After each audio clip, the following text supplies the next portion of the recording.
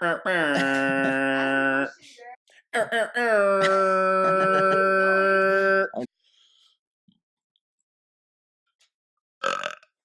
that could be a whole podcast on its own. Yeah.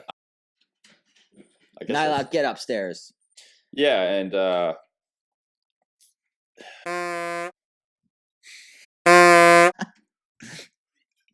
Blooper. Yeah. Go live inside the possum hole. Hey everybody, welcome to the Bent Methods podcast. My name is Jared Petruska. This is Keelan Meston. We're just a couple of motocross racers trying to expand on our horizons. There you go. We're just trying to expand our horizons, step into something new. So the name Bent Methods, get Keelan, it was his name he came up with, so I'll let him kind of elaborate on it. Yeah, I think for athletes, we're kind of a little OCD in nature, and for me, I find when I get an idea in my head, I'm always bent on it. Like I'm hell bent on the idea, and whenever I want to execute something, I'll lie awake at night and think about it nonstop, or whether it's all day, all night, and so that's kind of the idea for the name of the podcast. And so it's Bent Methods. My methods are bent, and I'm hell bent on making it happen. So yeah, and I think that's a lot of motocrossers feel the same way. You just get into motocross, it's all you think about, it's all you want to do. It takes a lot of commitment, so it's kind of fitting. Yeah, for sure. And I don't think obviously our podcast doesn't have to be motocross specific, but we can go from there and see how this works. Yeah, and motocross is like the thing we know most about, so everything's going to be kind of based around that, and we can kind of get into different stuff that kind of relate to it. And so what are kind of your motivations for wanting to start this? I know for myself, like I've always had an interest in psychology and the mind, and I've been through I've been through a handful of situations in my life where it's always felt like a mentally taxing time for me, and it's always nice to know that you're not alone. And I feel like this is an outlet for myself to express myself and maybe provide some insight to others that are going through the same things, whether it be just everyday life or their sport or business ventures or whatever. And especially for the younger generation like us, I think more than ever, we are kind of like at a point where we're always second guessing ourselves, especially through seeing social media, and we see all these, or we see an idea of or we're presented an idea from people that their lives are so great, and we have to scale our own lives off of that. And so I think this is just an outlet to kind of provide some insight, whether it's obviously it's not an educated opinion, but it's an opinion, and it's nice to know you're not alone. So yeah, that's me. What about yourself? Yeah, a bit of the same. I feel like I've always struggled to kind of express myself. I feel like I got kind of a reputation as the quiet guy that doesn't really talk, maybe kind of a grumpy guy, people think, but I just want to kind of this is a kind of an outlet that I can kind of express myself fully and explain some of my thoughts. And no, for sure. I think too, like, kind of going back to what I said about like not feeling alone.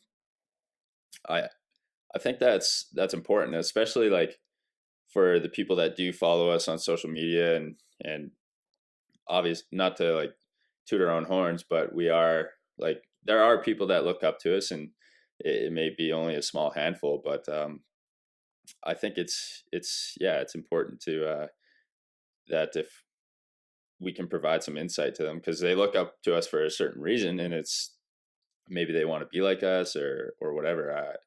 I really don't know, but I much rather provide some sort of positive influence to the people that look up to me, instead of just a simple like, hey, this is me throwing a whip social over media, jump. generic social media posts. Yeah, yeah. Yeah, it's So kind of hard to express yourself over social media. This is just like a way better format. People can actually get to know us a little bit better. And yeah, this is not gonna lie, this is a little scary for me, a little outside of my comfort zone. But life should be scary sometimes, so you never know. yeah, no, that's solid. All right, so like, what are your kind of goals, or what are you trying to achieve with this? I feel like for myself, I'm kind of at a point where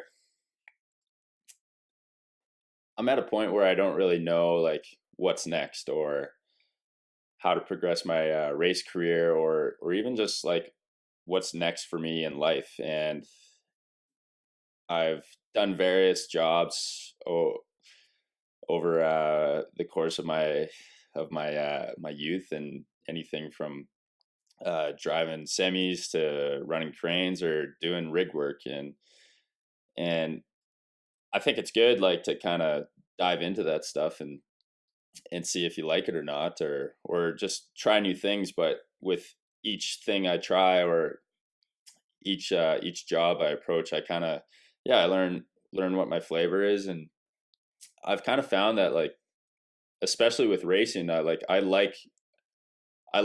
have a creative mind, and I like expressing myself in different ways. And for me, I feel like this is a pretty cheap, like a cheap opportunity, and why not dive into it? And you never know what it can maybe turn into. But for now, I'm at a point in my career where nothing's really like taken off. I'm not a guy that's winning or whatever. I'm competitive, but have to think of things outside the box that are going to get me ahead, and have sponsors or teams or whoever that find me attractive in different ways. Because with right now, the sport is just like, there's the elite level, like the top guys that are like the 1 to 5 dudes that are all going to be winning, and then there's everybody else. And so I feel like for guys like ourselves, we got to think of ways that are going to find, or ways for us to stand out. So To brand ourselves a little bit. Yeah, I think for me, it's just honestly, life after racing kind of scares the shit out of me.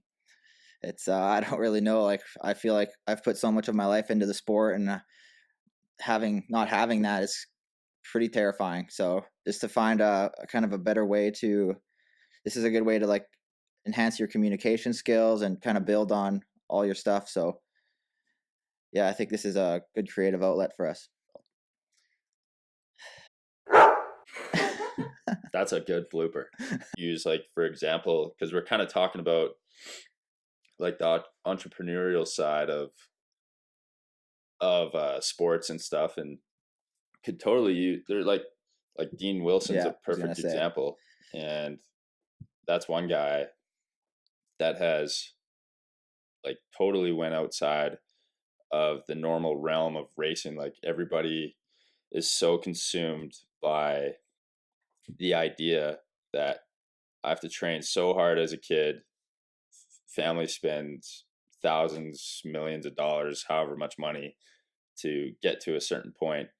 And if I work hard enough that I win, people are gonna support me. But that's like obviously it's important, but it's only a percentage of what the needs are Yeah, for each sport, really.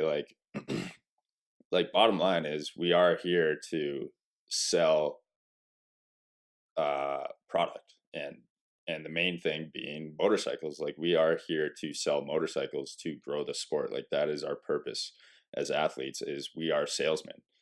And we're also we are moguls, like, or icons, or any racer really. Like, if you're a racer, somebody is bound to look up to you. And yeah, that's, we are the face for something, and we are salesmen. So I think it's important to think of ways like this, like the yeah, whole podcast idea. This is a way for us to help broaden our brand, to be better salesmen. yeah, and that gets overlooked so much. Everyone's so focused on just doing motos and going to the gym and all that stuff. All this like creating a brand for yourself or marketing yourself or making it appealing to other brands to want to sponsor you or whatever is it gets overlooked because everyone's so focused on just the riding and the Yeah, racing.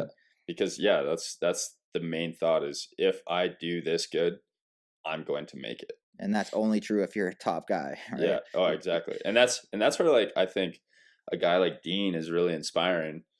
Um, is because he's been through so many highs and lows throughout his career to points where he's been a privateer and he's had to like I can totally feel for the guy where he's probably been sitting in his home being like, shit, I don't have a job, but this is the job I want to do. So how do I stay in it? Like I've had multiple points like that over the course of 5, 6, 7 years. Right now. Yeah, right now. Right now. Yeah, being like this is what I want to do. How am I going to keep doing it? It's not a conventional job where it's like somebody's like, yeah, I'm going to pay you this much an hour for you to do this work. It's like I have to figure out ways for people to give me money so that I can do this. Yeah, and there's so many guys that you see that just like Bogle last year, he got hurt, didn't have a ride. What are you gonna do, right? You're screwed. Like one day it's so good, and the next day it could be so shit. Exactly. So that's our. I think it's inspiring seeing like guys like a Dean Wilson, who's like totally went so outside of the norm of our sport and done so many cool things from making funny videos to pulling pranks on YouTube, uh, or even like pulling in sponsors that aren't even relevant, but making them relevant within our Right? sport. Yeah, he's And good at that. like how many people do you think have went and bought turf because of him? Probably quite a few. Probably quite a few. Yeah. Enough, probably enough that it's beneficial for that sponsorship to make sense. Yeah. Yeah, I think a lot of times, guys, it's easy to get sucked into like the entitled. You kind of think you're entitled just because you're doing this good on the track. Oh, this guy that is getting better support than me, but I beat him. Like the company's not out to get you; they're just looking for the most marketable guy, and you got to make yourself the most marketable guy. And what Mm-hmm. they're gonna get the most out of you. Yeah, for sure. Like I know for myself right now, it's October and our series just ended. Don't have anything lined up for next year, but contacting everybody and trying to like basically trying to put a proposal out there that is like I when I approach somebody, I find like I do some research on them, whether it's the manufacturer, the team, or the company or whatever. I try to do a little research to figure out how I'm going to align myself with them. And like for one, if I were to approach KTM, I see that they're heavily involved in off-road, heavily involved in moto and supercross.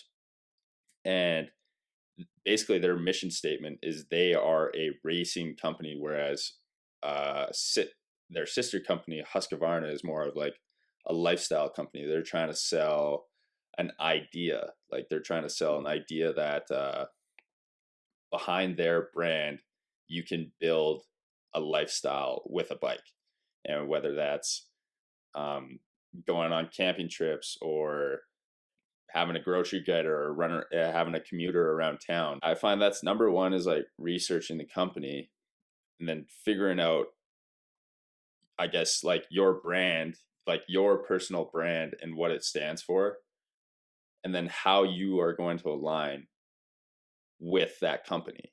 And so like let's say if I was to approach KTM, for me I would be like, okay, like I enjoy riding off-road, I enjoy racing. I would want to approach them and be like, okay, I will race anything. I will do whatever you guys want me to do. Or let's say if it's Husqvarna, I would approach them and say, okay, like I have a creative mind. This is what I can do. I can create a YouTube channel. I will come up with creative ideas to promote the brand. Like basically just trying to think of ways that are a little outside the box. And that's where like a guy like Dean Wilson, who is his YouTube channel has hilarious videos, and he's also like really strong with his vlogs on like he's promoting a lifestyle in align with the brand Husqvarna, Right. which is a lifestyle brand. Yeah, totally agree with that. Yeah, it's all about making yourself jump off the page a little bit, thinking outside the box. On my end of things, I'm kind of in a spot where I had a awful year. It was horrible. Seemed like anything that could go wrong would go wrong, and so I'm just trying to figure out a way for me to get support so I can go racing again next year. Yeah.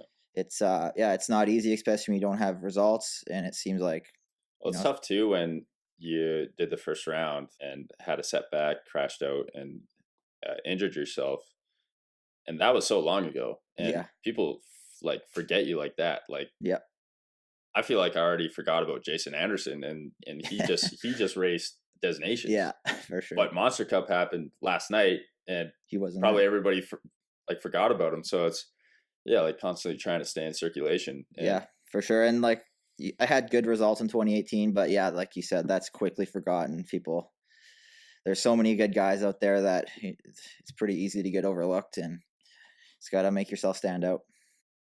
Like I'm always looking for inspiration, and I know you're that way too. Yeah, like I can see sure. like you read a good book and it gets the creative juices flowing. And I know for myself, like, it's funny.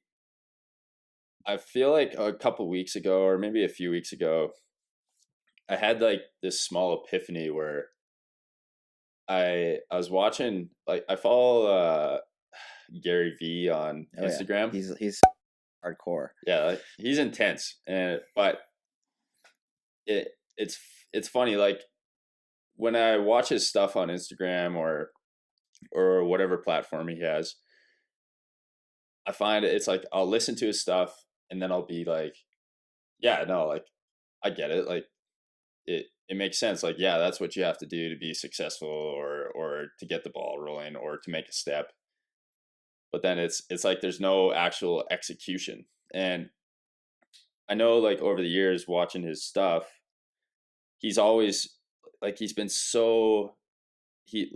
pumped the idea of social media and how it's free. Like it's all free basically. Like YouTube, Instagram, Facebook, Twitter, uh, etc. Like all that stuff is free, and that stuff doesn't cost anything for you to run a business. And I had like this small epiphany not all that long ago. I was like, man, like my racing, my name, like Keelan Meston, like it's a small business, and I'm not doing enough with my social media. Like if I'm trying to get a job next year to go racing, and somebody comes and looks at my social media and be like, yeah, he's got something there, but it's not very efficient, or it doesn't have any momentum. And so I was sitting there, I was like, man, I gotta like reinvent all this stuff.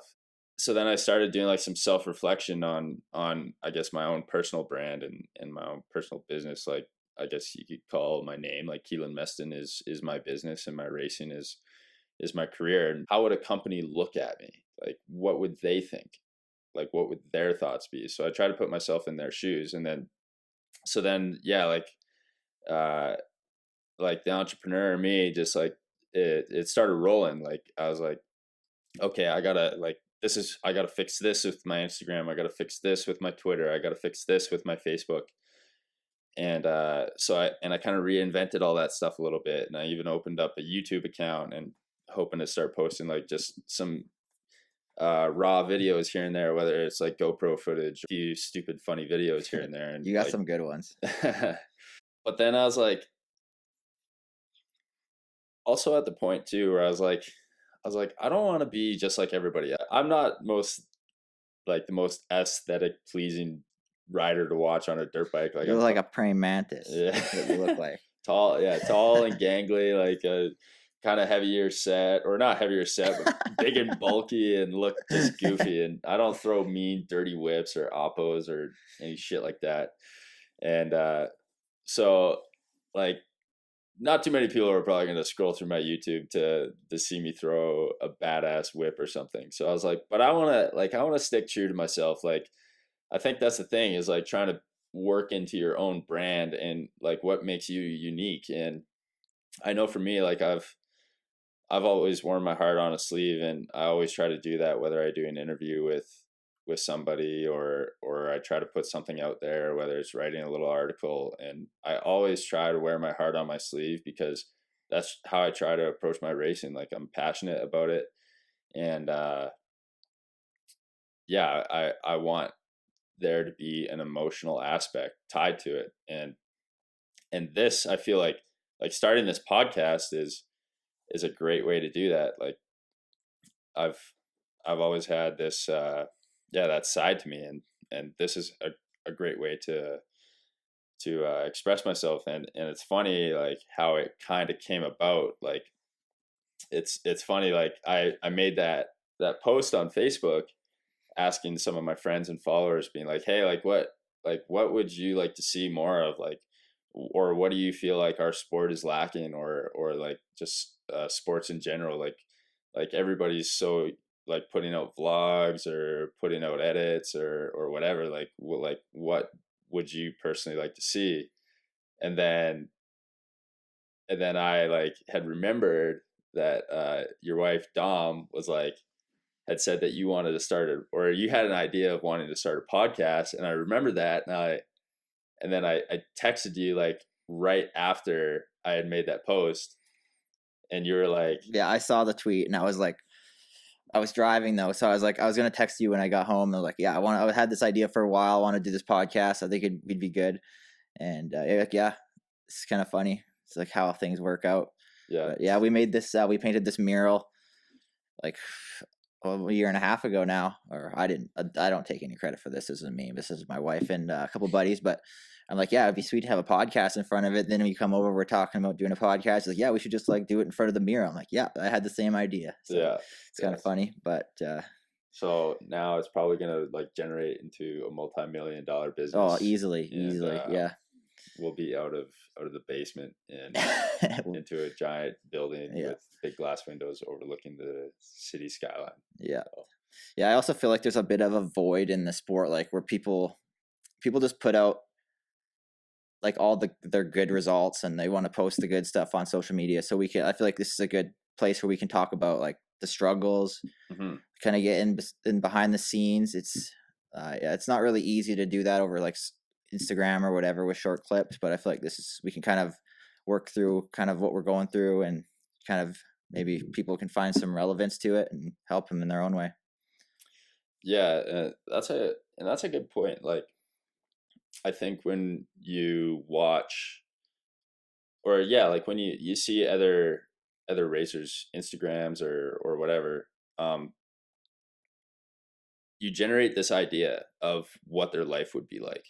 And I think everybody does it, whether it's from looking at Kim Kardashian, Kylie Jenner, or like whoever. You kind of build this idea that their life is so great, but you don't see, like, stuff under the surface. And that's the hard part, is like, I think everybody wants to feel like they can relate to something, or that they're not alone. And we get, yeah, like, we get so caught up on watching celebrities, The or outside image of what it looks like. yeah, and what it should be. But and yeah, that's a good point with racing, is like that, like, yeah, people only ever post their results, or how badass their day was at this, like, top secret location, or whatever, but you don't see the hardships that, like, a racer might be going through, like whether they're struggling with depression, or finances, or like anything that kind of pertains outside of just what you see. And yeah, it's I think it's good to know that you're not alone. Yeah, And it's good. this is a good way for us to, Kind of express it and show people, and yeah, if it can help somebody out there, then that's great, right? yeah, for sure. So This first little pilot episode we got here is just kind of us going over what kind of the ideas and stuff behind this. So hopefully you guys catch some interest, and we're gonna put out some more podcasts where we can dive deep into some stuff, have some talk about whatever mental health or whatever it might be. So yeah, please give us some feedback if there's anything you'd like to see, or or if you want to tell us to get the fuck off the air and don't ever do this again, that's, I mean, obviously We'll probably don't still like- do it anyway. yeah, we don't like our feelings being hurt, but we'll just keep going. So, All right, folks, thanks for listening. yeah, thanks for tuning in. The Possum Hole is The signing Possum out. Hole out. If you're a hater, come on the show. Yeah, come on, come and debate me, bro. Yeah. What do you think about doing like? What's this? The Possum Hole. Possum Hole.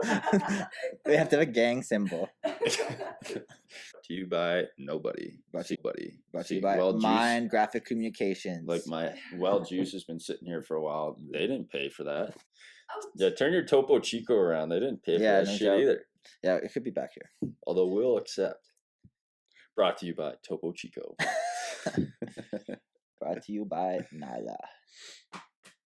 We need to think of ideas of like what sells. Like who's gonna want to, like, do you think what's gonna make Topo Chico wanna buy into this? Like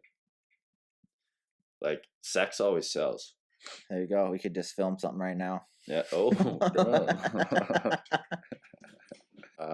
People like dogs. Dogs. Girls Nyla, like come dogs. on. Watch out. Watch out. Come on. Oh! Come here. Nyla. Go see him. Get in the pod. Say something. Woof, woof, woof. Smack her a little bit. No. Nyla, what's this?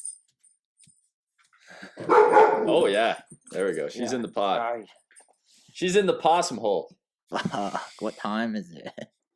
That's Good- what good editing's thing for for. editing. That's what editing's for. Have a drink. I think we did okay for like the. It was okay. What do you think?